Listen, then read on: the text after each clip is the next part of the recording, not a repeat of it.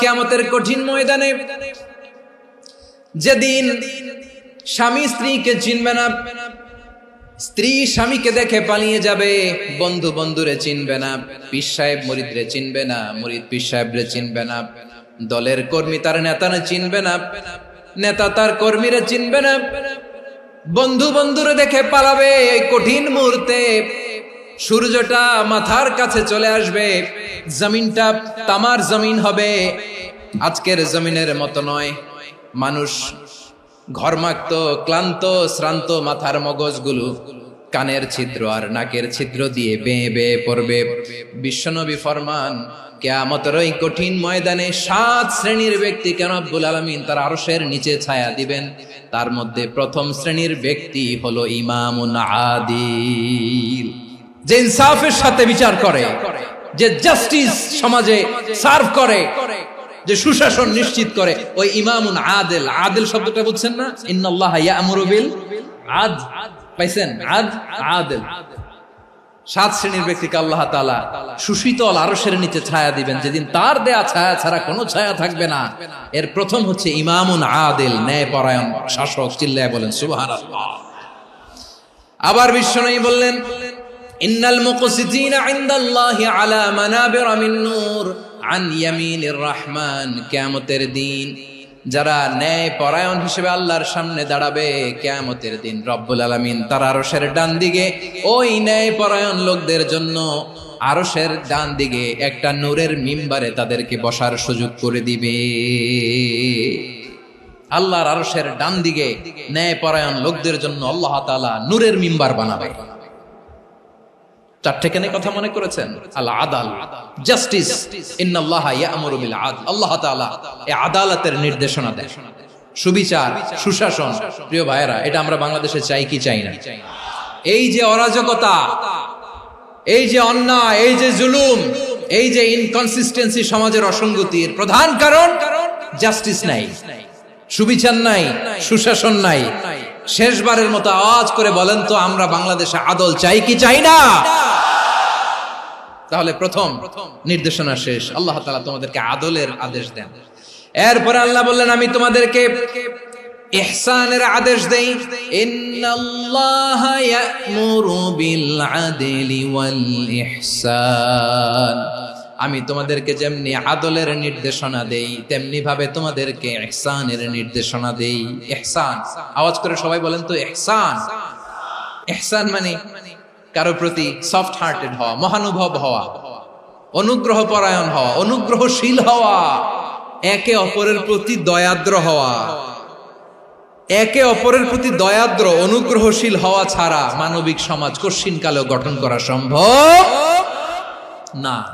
প্রিয় ভাইয়েরা, সুন্দর আচরণ দিয়ে, ইহসান দিয়ে যা জয় করা যায়, নরম আচরণ দিয়ে যেটা অর্জন করা যায়, কঠোরতা দিয়ে সেটা পারা যায় না।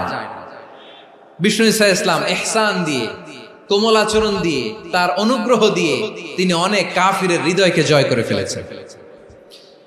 সাইয়েদনা সুমামা ইবনে উসাল রাদিয়াল্লাহু তাআলা আনহুর কথা মনে পড়ে যায়। তিনি ছিলেন ইয়ামামার বাদশা। মদিনাতে বিশ্বনবীকে হত্যা করার নিয়তে এসেছিলেন। গোপনে গোপনে বিশ্বনবীকে হত্যা করে আবার ইয়ামামাতে তিনি ফিরে যাবেন। কিন্তু কি অবাক করা কাণ্ড, হত্যা করতে পারে নাই, সাহাবাদের হাতে তিনি ধরা পড়ে গেলেন। সাইয়েদনা সুমামা ইবনে উসাল রাদিয়াল্লাহু তাআলা আনহু হত্যার নিয়তে আসলেন, কিন্তু হত্যা করতে পারলেন না। সাহাবারা ওনাকে ধরে ফেললেন, ধরে মসজিদে নববীর পিলারের মধ্যে বেঁধে রাখলেন। সুমামা ইবনে উসাল, সিরাত থেকে শুনে, সিরাত থেকে শোনাচ্ছি, রাদিয়াল্লাহু তাআলা আনহু ইয়ামামার অধিপতি ছিলেন। বিশ্বনবীকে হত্যার জন্য আসছেন, ধরা পড়ে গেছেন, এখন মসজিদে নববীতে বেঁধে রাখছেন। তার মানে বন্দী। এখন স্ট্যাটাস কি? বন্দী, ক্যাপটিভ।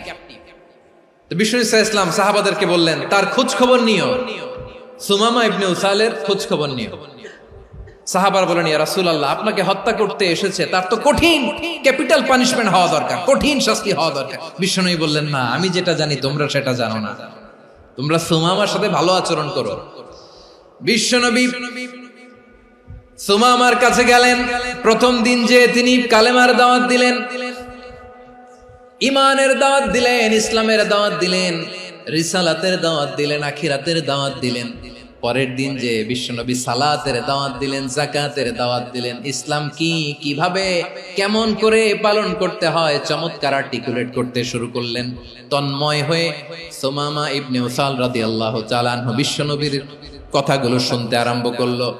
একদিন নয়, 2 দিন নয়, টানা 3 দিন বিশ্বনবী সুমামার কাছে ইসলামকে প্রেজেন্ট করেছেন, উপস্থাপন করেছেন। আওয়াজ করে বলেন, কয় দিন? 3 দিন। 3 দিন মসজিদে নববীতে বাধা। আর সাহাবীদেরকে বললেন, তার খোঁজ খবর নিও, তোমরা যে রুটি বানাও এর মধ্যে সবচেয়ে ভালো আটার রুটিটা তারে দিও, সবচেয়ে রিফাইন্ড খেজুর, যেটা পিওর খেজুর, এটা তারে দিও। আর বিশ্বনবী নিজের উট থেকে দুধ দহন করে ওনার বাড়ির এক কর্মচারীকে বলেছেন, দুধ দহন করে সুমামার জন্য নিয়ে যেও। সুবহানাল্লাহ পড়বেন না? সবাই তো অবাক, ইয়ামামা থেকে আসছে নবীকে হত্যা করতে, বিশ্বনবী দেখে তারে জামাই আদর করে। একদিন নয়, 2 দিন নয়, টানা 3 দিন বিশ্বনবী এভাবে সুমামার কাছে যেয়ে ইসলামকে প্রেজেন্ট করতে আরম্ভ করলেন, ইসলামকে উপস্থাপন করতে শুরু করলেন। আর তাকে চমৎকার এন্টারটেইনমেন্ট, আপ্যায়ন দিতে আরম্ভ করলেন। টানা 3 দিন যখন ইসলামের দ্য বিউটিজ অফ ইসলাম, ইসলামের সুমহান বাণী, সৌন্দর্য তার কাছে উপস্থাপন শেষ, তাকে আপ্যায়ন শেষ, বিশ্বনবী বললেন সাহাবাদেরকে, যাও এবার সুমামার হাতের পায়ের রশি দুটো খুলে দাও। সাহাবারা তর্ক জুড়ে দিলেন, লা ইয়া রাসূলুল্লাহ, এমনটা করবেন না, তো ভয়ঙ্কর ভয়ঙ্কর খুনি, কি জানি কি হয়ে যায়। বিশ্বনবী বললেন, না, তার হাতে পায়ের রশিগুলো খুলে দাও। সাহাবারা বিশ্বনবীর কথা মতো তার হাতে পায়ের রশিগুলো খুলে দিল। সুমামা মুহূর্তের মধ্যে মসজিদে নববী থেকে বের হয়, ইয়ামামায় ফিরে না যে মসজিদে নববীর পাশে একটা খেজুর বাগান ছিল, সেখানে চলে গেলেন। সেখানে একটা ছোট্ট কুয়া ছিল, কুয়ার পানি দিয়ে তিনি গোসল করলেন। সুবহানাল্লাহ পড়েন। কুয়ার পানি দিয়ে গোসল করে মসজিদে নববীর সামনে এসে বিশ্বনবী এবং সাহাবাদের সামনে দাঁড়িয়ে সাব্বাবা উঁচু করে বললেন, আশহাদু আল্লা ইলাহা ইল্লাল্লাহ ওয়া আশহাদু আন্না মুহাম্মাদান আবদুহু ওয়া রাসূলুহু।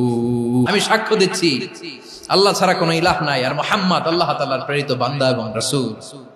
প্রিয় ভাইয়েরা, ইহসান দিয়ে যা জয় করা যায়, কঠোরতা দিয়ে সেটা কঠিনকালেও জয় করা যায় না। আওয়াজ করে বলেন ঠিক কি না?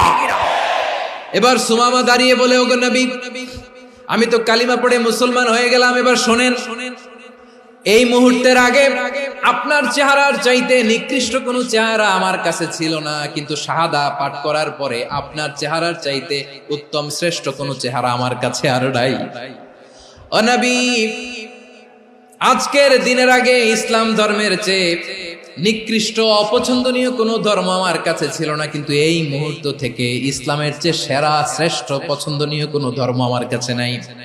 নবী গো, আজকের দিনের আগে মদিনার চাইতে অপছন্দনীয় নিকৃষ্ট কোনো শহর আমার কাছে ছিল না, কিন্তু এই মুহূর্তের পর থেকে মদিনার চাইতে কোনো শ্রেষ্ঠ শহর আমার জানা নাই। সে ছিল গমের বড় ডিলার, গম বেচতো। কি বেচতো? তার গম কিনে মক্কার লোকেরা রুটি খাইতো। সে ঘোষণা দিল, আজকে থেকে মক্কাবাসীদের জন্য সব গম আমি হারাম করে দিলাম, মক্কাবাসী এখন না খেয়ে মরে। সুবহানাল্লাহ পড়বেন না?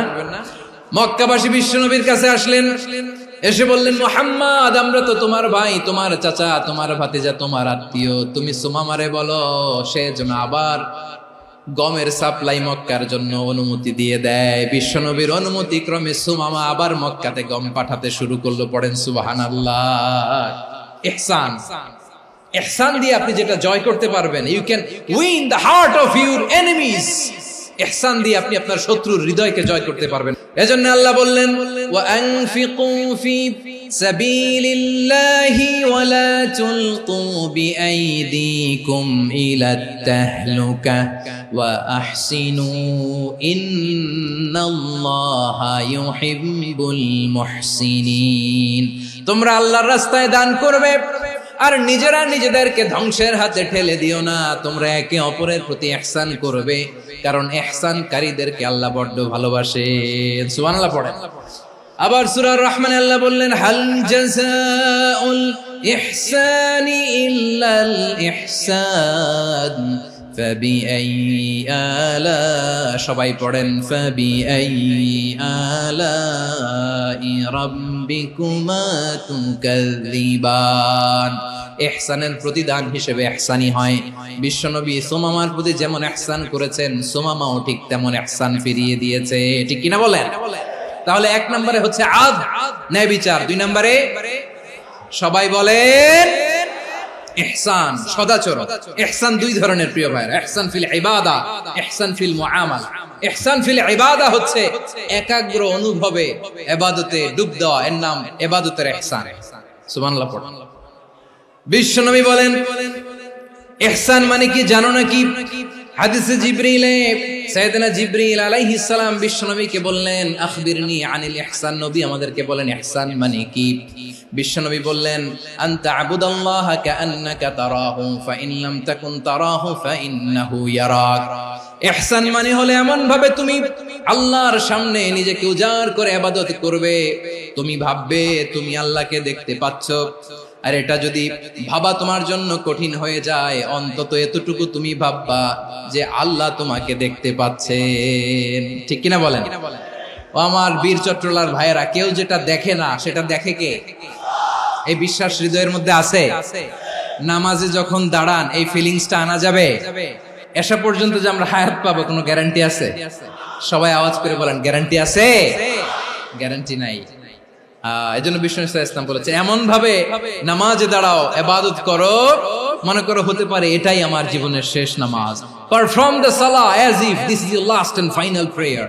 এমন ভাবে সালাতে দাঁড়াও, ভাবো হতে পারে এটাই তোমার জীবনের শেষ নামাজ। এমন ভাবে নামাজে দাঁড়াও, ভাবো এটাই শেষ নামাজ। তাহলে নামাজে একাগ্রতা বাড়ায় দিবে কে? ফলে ইবাদতের ইহসান আমাদের অর্জিত হবে।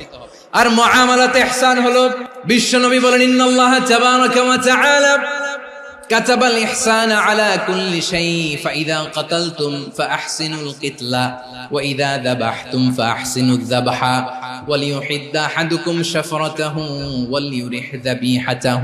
ইহসান দুই ধরনের, আওয়াজ করে বলতে হবে কয় ধরনের? একটা হচ্ছে ইহসান ফিল ইবাদা, ইবাদতে ইহসান। ইবাদতে ইহসান কি? একাগ্র অনুভব দিয়ে ইবাদত করা, মন প্রাণ দিয়ে ইবাদত করা।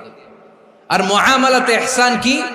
সব কাজে, দৈনন্দিন কাজে, কর্মে, সামাজিক অ্যাক্টিভিটিতে কোমলতা প্রদর্শন করা, অনুগ্রহের সাথে সবকিছু করা।